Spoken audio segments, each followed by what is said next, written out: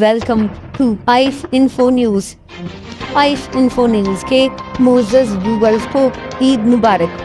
آئف Info News اپنے viewers کو خبر دیتا ہے سنجیدگی کے ساتھ، اسی لیے آئف انفو نیوز کہتا ہے خبریں سنجیدگی کے ساتھ۔ تو نظر ڈالتے ہیں اب تک کی تازہ خبروں پر۔ صدر ٹرمپ نے کہا ہے کہ انہوں نے ایران جنگ سے متعلق ایک اہم اجلاس بلا لیا جس میں کابینہ کے تمام ارکان شرکت کریں گے۔ اجلاس میں ایران سے مذاکرات کو لے کر اہم فیصلے کیے جائیں گے۔ ایران کے سپریم لیڈر آیت اللہ مجتبیٰ خامنہ ای نے کہا ہے کہ خطے کے ممالک امریکی اڈوں کے لیے ڈال نہیں بنیں گے۔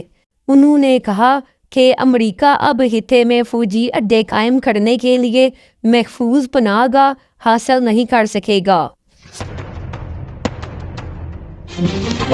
چین کے وزیر خارجہ کا کہنا ہے کہ انہیں امید ہے کہ امریکہ اور ایران جنگ بندی برقرار رکھیں گے اور دوبارہ کوئی ایسا قدم نہیں اٹھائیں گے جس سے جنگ پھر چھڑ جائے۔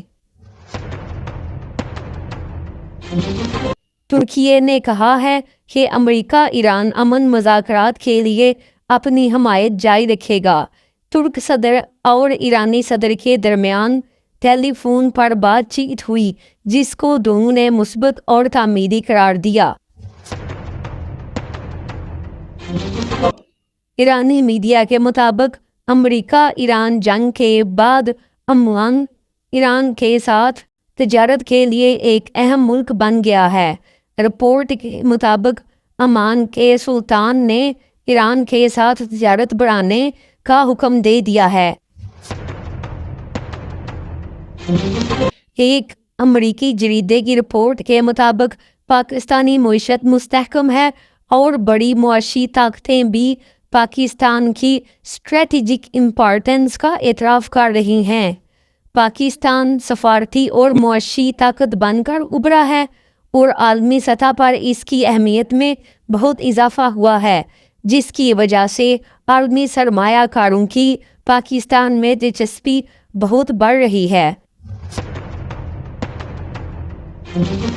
تو سبسکرائب کیجئے اور ایسی نیوز اپ ڈیٹس کے لیے دیکھتے رہیے آئف انفو نیوز۔